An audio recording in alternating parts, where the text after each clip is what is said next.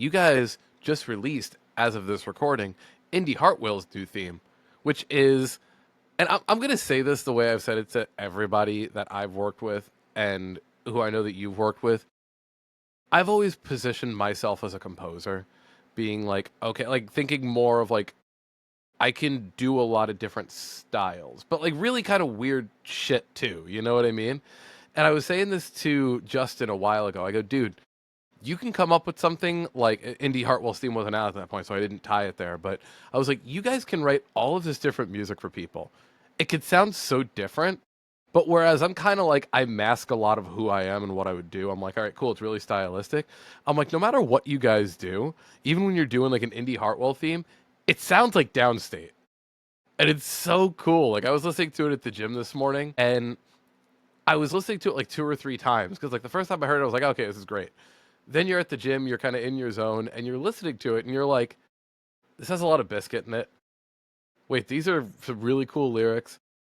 Damn, and it just has layers, man. It's so good. Walk us through a little bit on like how you guys were jamming on Indi Hartwell's theme, how that came up, and what was the ask even from that? I almost feel like she was like, I want something Limp Bizkit style. So yeah, she's a student of the game, big time. You could tell she came up, either started her fandom during Attitude Era, or like that's just her bread and butter. She's one of the coolest chicks, period. She's put us over everything that we've done so far. So how that started, again, put over Chelsea's our plug, just reached out.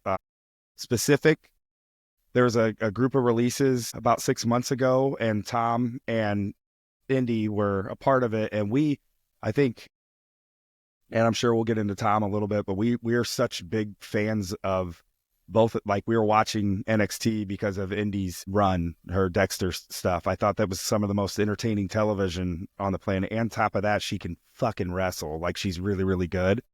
And then Tom, I think, is like if I'm a diehard wrestling fan, I think Sheamus and Baron Corbin are two of the most underrated superstars that have ever graced this planet. So I asked Chelsea if she could, hey, I don't have these people's numbers, but I have yours. Do you mind the plug? She said, no problem. She hooked us up. Sammy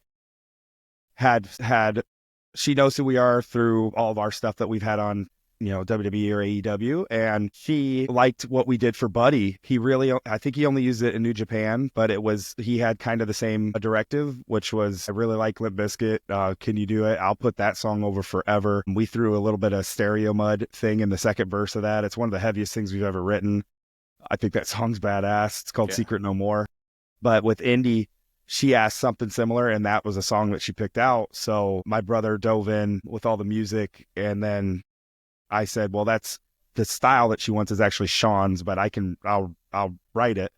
And then Sean, when he gets to do any of his rap, he just dives in and just gets goofy, and like he loves playing that character. So got him on it. I wrote it is the melody, but Sean gasses it up and makes all my stuff sexier. So he did that. She gave us some punch words and what she wanted to do. And the Hart Won't Quit, the Hard to Lose When Hart Won't Quit, is very similar to our song, to Major Players, where it was kind of the first thing I wrote. And I was like, damn, that's pretty fucking good. I hope she likes it. And then she's putting it on a lot of her stuff now. It's the title of the song. But she liked it. She was getting a lot of her friends in the business were putting the song over for her when she was testing it out. And like I said, she's done so much already to put the song over. The song's doing well for us on all of our streaming, and we can't wait. I don't think she's used it yet. I don't think she's performed with it yet. So we're very excited to see it when she comes out with it and see where she takes this song. She's still, in our mind, she's going to be a megastar. So we're very excited to be a part of her run.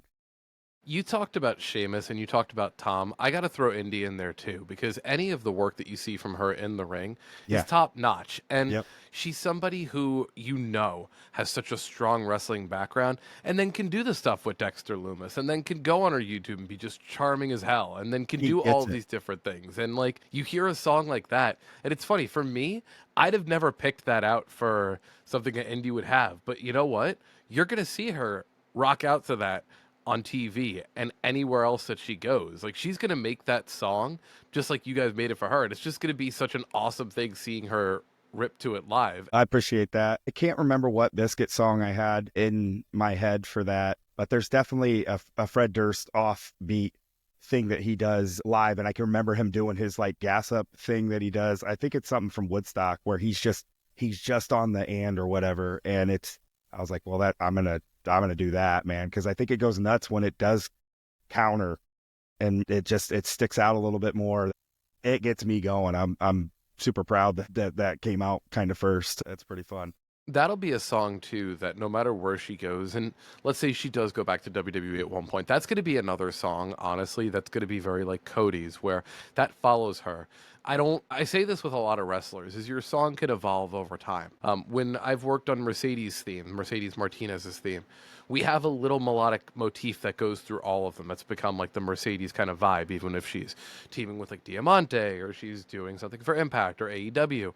And so the theme, I think, will always follow that little thematic material. But I think as a piece of music, as just a song in general, Hart Won't Quit is going to be one that sticks with Indi throughout the rest of her career. It's perfect for the name, it's perfect for the gimmick, and just who she is and what you guys did. That to me, without like blowing smoke up anything or anything, it's just that really embodies who she is, and you guys just crushed it. I appreciate that. It seems like yeah. she's got a fire to her as well. Again, we ride the coattails of these performers. We're happy to be a part of it. We certainly hope so. And the best part, again, when we found out that she wasn't going to be Sammy, she was going to be Indi, that was cool. But Hart Won't Quit doesn't need Indi Hartwell. So that was the other thing, was like, man, I'm going to write that. I don't know what name she's going to go by. So that was the other kind of like, let's give a little homage to what she was before. And then we found out she's going to keep using her name. So it's, dude, again, happy accident.